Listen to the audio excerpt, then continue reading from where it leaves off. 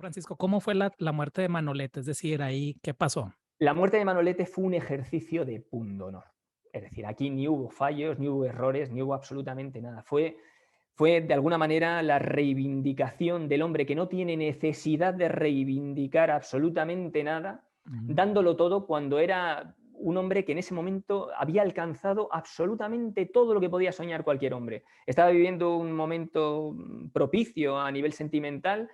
Bueno, vivía una situación a nivel familiar felizmente bollante. Naturalmente era no solamente el torero más importante y más representativo de su época y de toda la historia del toreo, sino que además era uno de los personajes con más atractivo de la vida española de esos tiempos y desde luego uno de los personajes históricos, bajo mi punto de vista, con mayor peso específico de toda la historia de España. Es más, mira, si me permites, y a colación precisamente del personaje de Manolete, hay una anécdota que protagoniza en México. Ujú. La protagoniza bueno, uno de los exiliados en ese momento, que era Prieto. Era un político del Partido Socialista que naturalmente, con motivo de la Guerra Civil Española, al término de la misma, tuvo que exiliarse a México. Y bueno, pues en el año, ya sabes que en la década de los 40, Manolete se traslada a México a torear y en México triunfa tan rotundamente como en España. Y Manolete, que era un hombre además extraordinario en lo personal, tanto en lo taurino como en lo personal, era un hombre de una bondad verdaderamente elogiable. Manolete no tiene ningún empacho, a pesar de que a Manolete además le han tratado bueno, pues de lanzar el San Benito, de que si era un torero del régimen, que sí. Manolete era un hombre con una mentalidad extraordinariamente abierta y cuando llegó a México se reunió con los propios exiliados de España allí en México, hasta el punto de que en una comida, precisamente, bueno, pues Prieto se aproximó a él y le solicitó un autógrafo. Y Manolete, que era un hombre muy reposado y un hombre muy cabal, le firmó una fotografía en la que se limitó a ponerle la siguiente dedicatoria: de español a español. Y eso provocó unas declaraciones de Prieto con posterioridad en las que decía, a mi juicio, de un modo un tanto exagerado, decía que después de Hernán Cortés, el único español que no ha hecho el ridículo en México ha sido Manolete.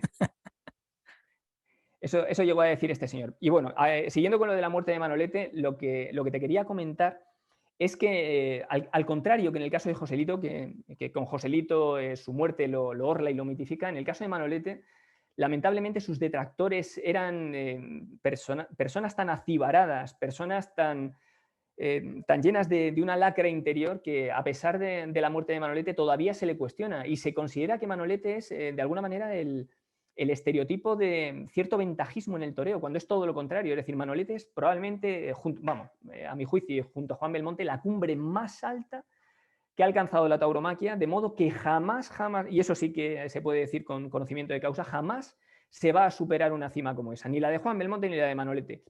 A lo más que se podría aspirar sería igualarlas, pero a superarlas nunca. Y sin embargo, como te digo, en el caso de Joselito, su muerte lo mitifica y en el caso de Manolete, su muerte de alguna manera contribuye a alimentar todavía las filias y las fobias entre partidarios y detractores de la figura del que fue llamado el monstruo, que así llamaron a Manolete, el monstruo. Yo he escuchado muchas, bueno, quizás algunos mitos sobre la muerte de Manolete, que ya en México estuvo a punto de ser cornado, fue cornado, ¿no? No Sí, no, no, sé, no. Manolete, tiempo, muy poco tiempo antes sí, de que sí, muriese. Y hasta he llegado a escuchar que ya estaba cometiendo errores porque tomaba alguna droga o algo así. nada. No.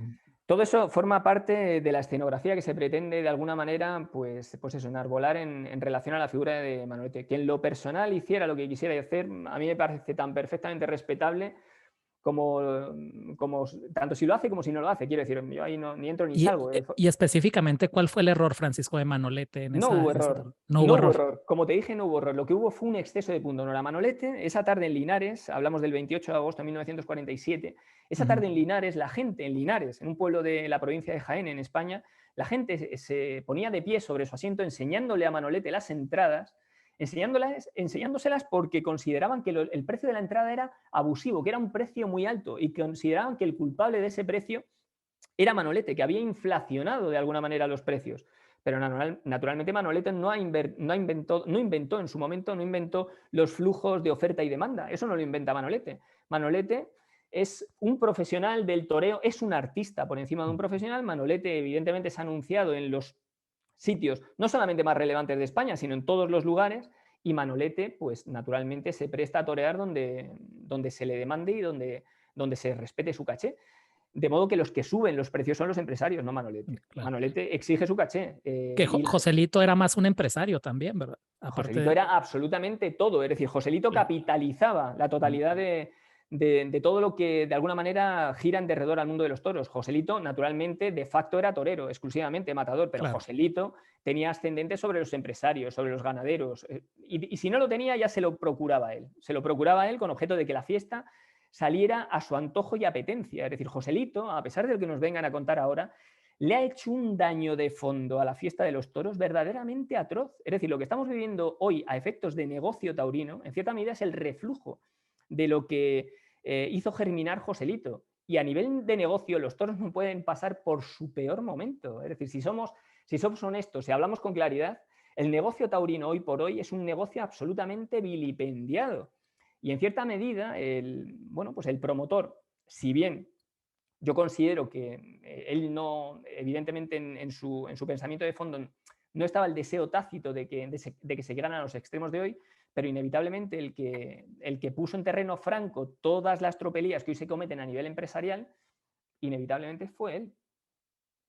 Y eso no sucede con Manolete. Manolete era todo lo contrario. De hecho, en el caso de Manolete, yo te comentaba que a su muerte le llevó su extremado pundonor, porque como te decía, en Linares, que es un pueblo bellísimo, por cierto, de la provincia de Jaén, un pueblo en su día minero, un pueblo que además luego ha dado grandes artistas también, por otro lado, de distintas disciplinas. Linares, inevitablemente, dentro del mapa geográfico español, no era un punto especialmente referencial. Naturalmente, los puntos con más peso específico en la temporada taurina española son Madrid, Sevilla, Barcelona, Valencia, Bilbao, Pamplona. Esos son los puntos que realmente tienen peso específico. Ahora, cuando ya salimos de las capitales de provincia y nos vamos a poblaciones locales, a poblaciones municipales, a poblaciones rurales, como pueda ser el caso de Linares, pues naturalmente allí, de alguna manera, la trascendencia de lo que se hace en el ruedo no tiene la repercusión que tienen estos otros puntos geográficos de los que te he hablado ahora mismo. ¿Qué sucede? Que Manolete, cuando le estaban enseñando las entradas, era tal su pundonor que dijo, bueno, de lo que de mí dependa, no os vais a quedar sin ver el espectáculo que habéis venido a ver. De modo que Manolete a ese toro lo toreó tal y como pudo, que era un toro de Miura que es la ganadería más temida de la historia del toreo, a la que una figura como Manolete se podía haber eludido en todo momento, no lo eludió, sino que se presentó con esa corrida en Linares, dio el máximo y cuando ya tenía la faena hecha, cuando ya simplemente era entrar a matar al toro, lo hizo de una manera tan lenta, lo hizo tan despacio, lo hizo marcando tanto los tiempos y dejándose ver tanto, que inevitablemente el toro le cogió.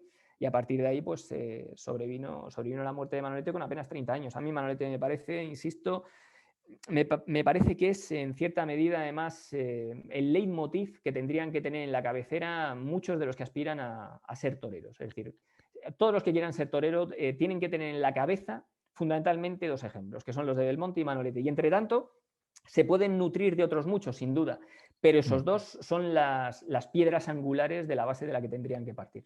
¿Cómo se llama el toro que mató a Manolete? Se llamaba Islero.